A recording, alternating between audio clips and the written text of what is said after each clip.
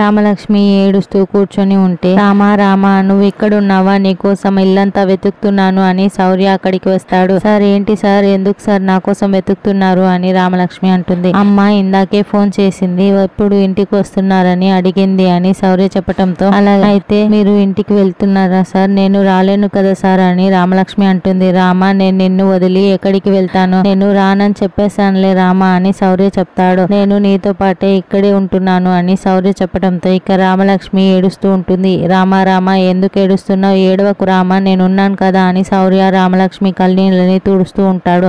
లేదు సార్, పెళ్లికి ముందు మిమ్మల్ని అపార్థాలు చేసుకుని చాలా దూరం పెట్టాను, మిమ్మల్ని చాలా బాధ పెట్టాను. సరే అపార్థాలన్నీ తొలగిపోయాయి, పెళ్లి చేసుకున్నాం కదా, కనీసం ఇప్పుడైనా సంతోషంగా ఉందామంటే ఇప్పుడు నా బాధలతో ఏ ముద్దు ముచ్చట లేకుండా మిమ్మల్ని దూరం పెడుతున్నాను కదా సార్, మిమ్మల్ని బాధ పెడుతున్నాను కదా సార్, అందుకే నాకు చాలా బాధగా ఉంది అని రామలక్ష్మి ఏడుస్తూ ఉంటుంది. అప్పుడు శౌర్య, ప్రేమ అంటే సంతోషం ఒకటే కాదు, ఆనందం అంటే ముద్దు ముచ్చటం మాత్రమే కాదు, ప్రేమ అంటే బాధల్ని పంచుకోవటం, ఆనందం అంటే ఆ బాధల నుంచి బయటికి వచ్చేలా ఓదార్పుని ఇవ్వటం అని శౌర్య చెప్తాడు. దాంతో రామలక్ష్మి ఒక్కసారిగా శౌర్యని చాలా ప్రేమగా హక్ చేసుకుంటుంది. ఇక శౌర్య చాలా ప్రేమగా చూపిస్తూ ఉంటాడు. తర్వాత శ్రీను ఫోన్ కాల్ చేస్తూ ఉంటే, పెద్దమ్మ పెద్ద నాన్నల గురించి మాట్లాడాలని చెప్పి కాల్ చేయని ఆద్య చెప్తూ ఉంటుంది. మరి రామలక్ష్మి శౌర్యకి ఆద్య ఫోన్ చేయమని చెప్పిందా, ఇప్పుడు శ్రీను మాట్లాడుతున్నది రామాతోనేనన్నది రానున్న ఎపిసోడ్ లో తెలుసుకుందాం.